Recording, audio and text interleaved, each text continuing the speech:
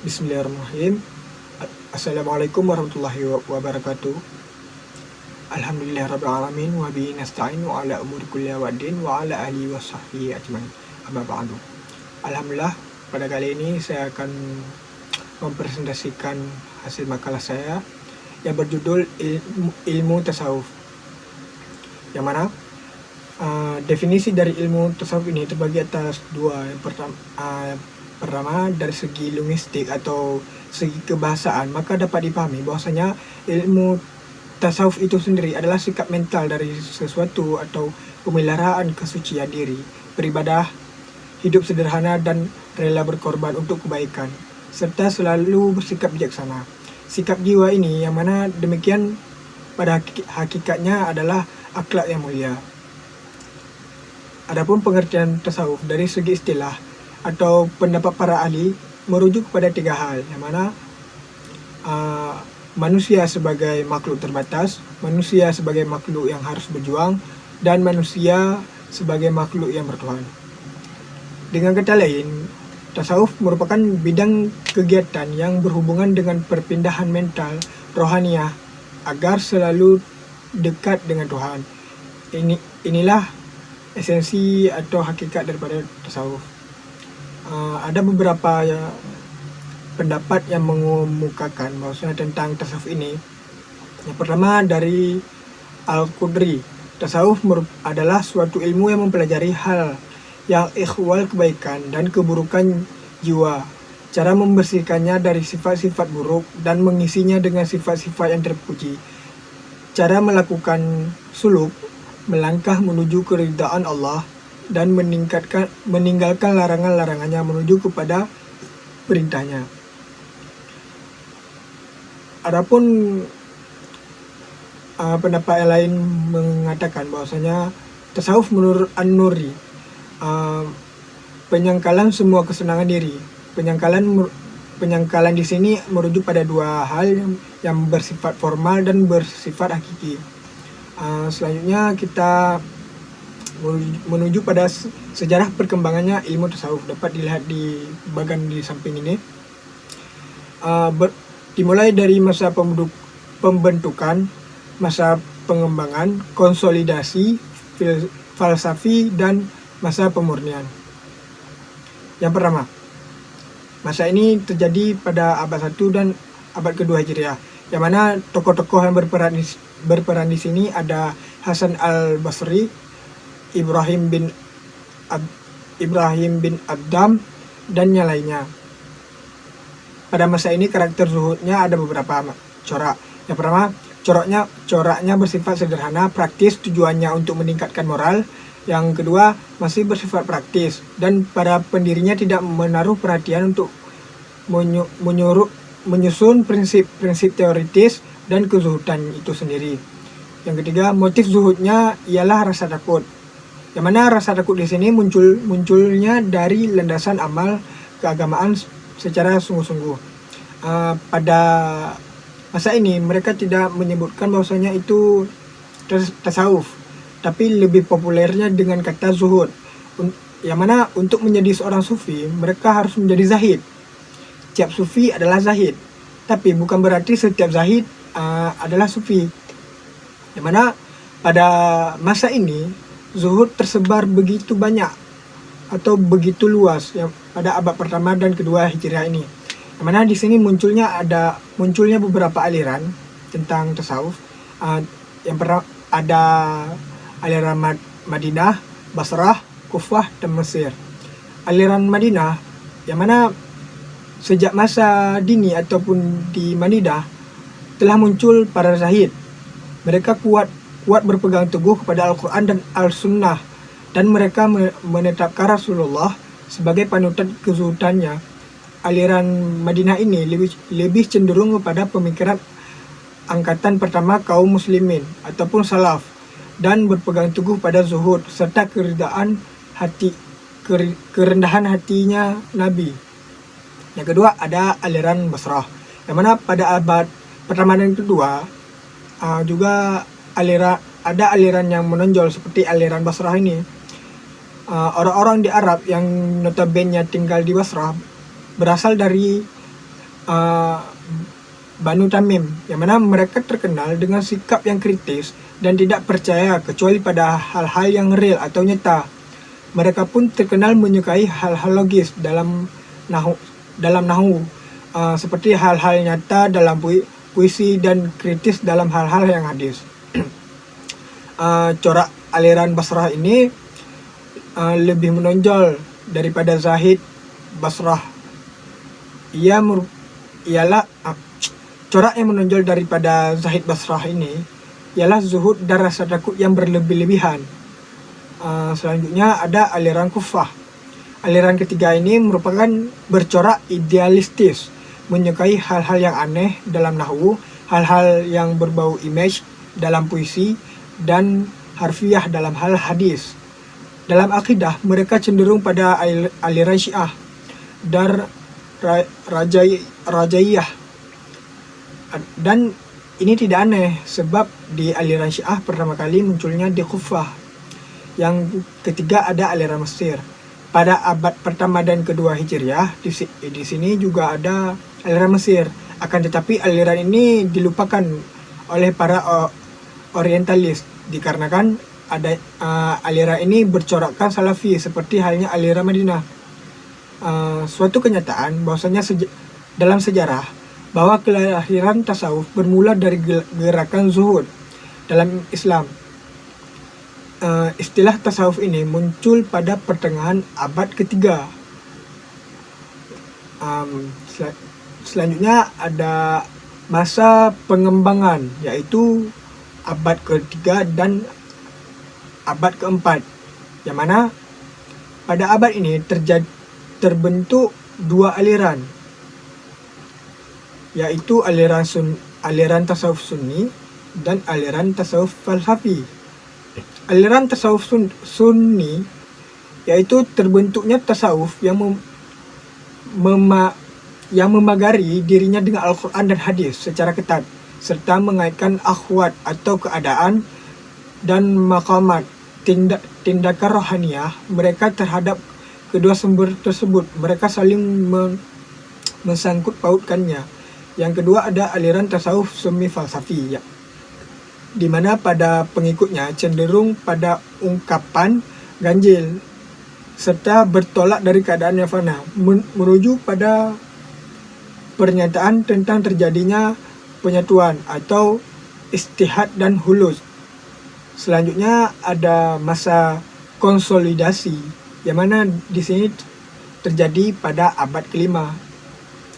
Pada masa ini ditandai dengan kompetisi dan pertarungan antara tasawuf semi falsafi dengan tasawuf sunni, yang mana tasawuf sunni memenangkan pertarungan dan berkembangnya sedemikian rupa, sedangkan tasawuf falsafi tenggelam dan akan kembali lagi pada abad ke-6 Hijriah dan terbentuk dengan bentuk yang lain. Dan yang terakhir ada yang keempat ada tasawuf falsafi, terjadi pada abad ke-6, yang mana pada abad 6 Hijriah ini telah tertampil atau terkemukanya bahwasanya tasawuf falsafi yaitu tasawuf yang bercampur dengan ajaran filsafat, kompromi dalam pemakaian bahasa-bahasa filsafat yang memaknakan maknanya disesuaikan dengan tasawuf.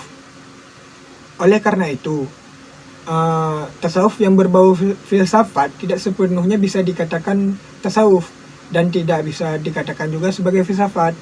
Oleh karena itu disebut dengan tasawuf falsafi. Dan yang terakhir ada masa pemurnian, yang mana tasawuf pada waktu ini ditandai oleh munculnya bid'ah dan kufarat yang mengakibatkan syariat dan hukum-hukum moral serta penghinaan terhadap ilmu pengetahuan berbentengkan diri dan dukungan awam untuk menghindarkan diri dari rasionalitas dengan menampilkan amalan yang irasional. Bersamaan dengan itu munculnya pendekar ortodok, yang mana Ibnu Taimiyah yang dengan lantangnya menyerang penyelewangan para sufi tersebut. Dia terkenal kritis, peka terhadap lingkungan sosial, polemis, dan tandas berusaha meluruskan ajaran Islam yang telah diselewengkan oleh para sufi tersebut. Yang mana untuk kembalinya kepada sumber ajaran Islam, yang berarti kembali kepada Al-Quran dan Sunnah. Selanjutnya ada ruang lingkup ilmu tasawuf, yang mana di sini ruang lingkup ilmu tasawuf terbagi atas 4.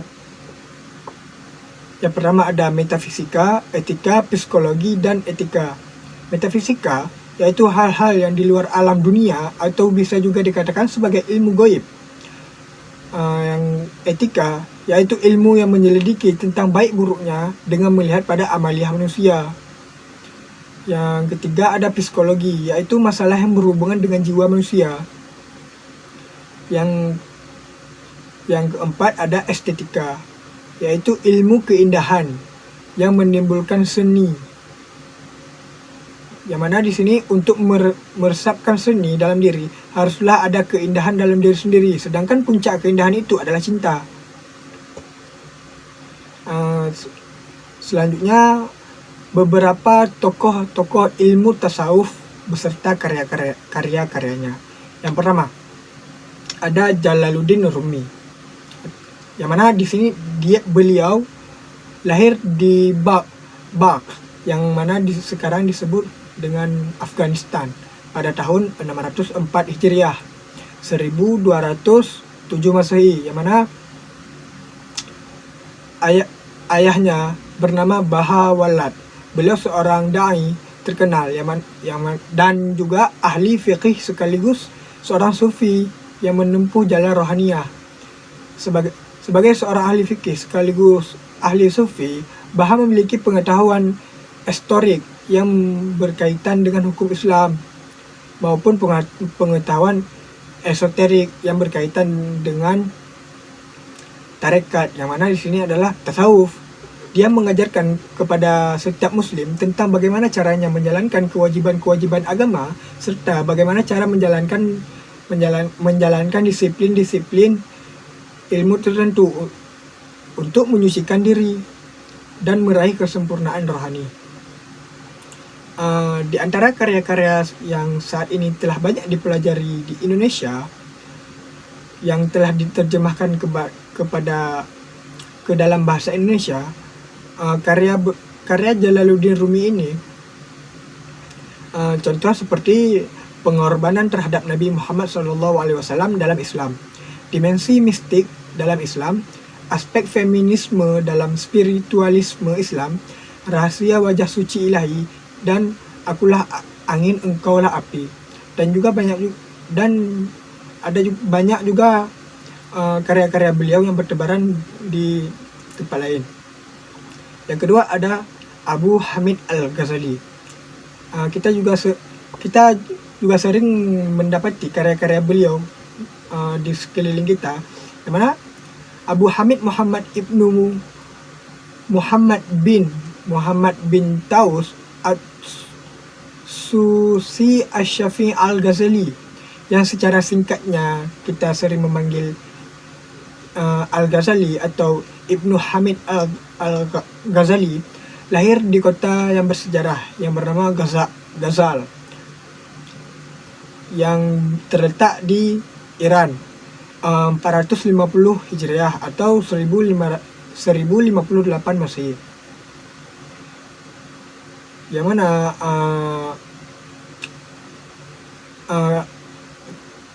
terdapat banyak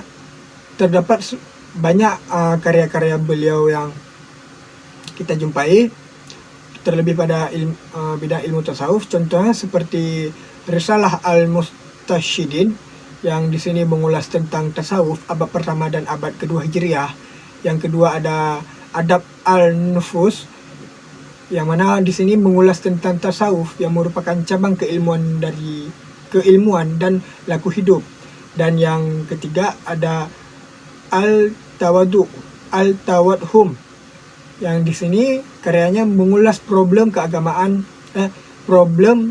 kegamangan hati Yang ketiga ada tokoh yang ketiga ada Hasan Al-Basri. Yang di sini Hasan Al-Basri lahir dengan nama lengkap Abu Abu Sa'id Al-Hasan bin Yasar, adalah seorang zahid yang amat masyhur di kalangan tabi'in.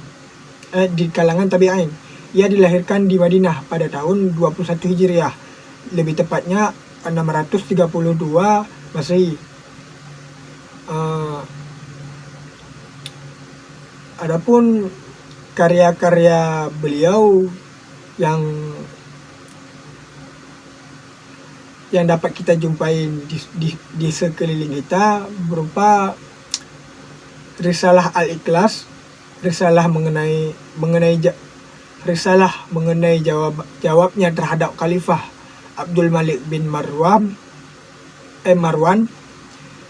Risalah Fadain Makkah wa As-Sakan Fih atau keutamaan Mekah dan ketenangan di dalamnya.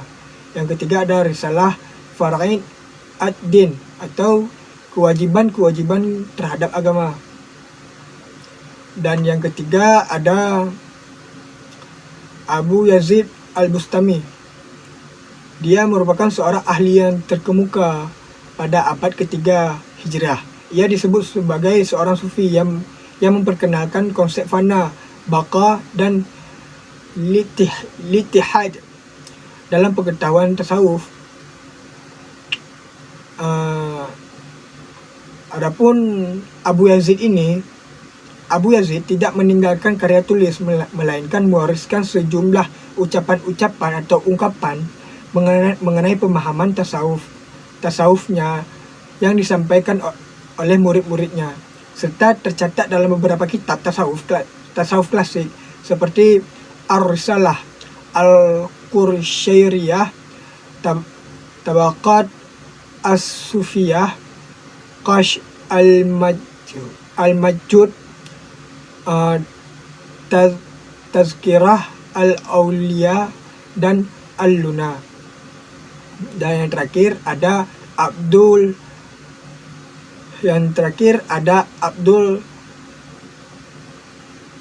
Talhah Al-Qushairi, yang mana di sini lahir dengan nama Abdul Karim bin Hawazin bin Abdul Malik bin Talhah bin Muhammad An-Naisaburi.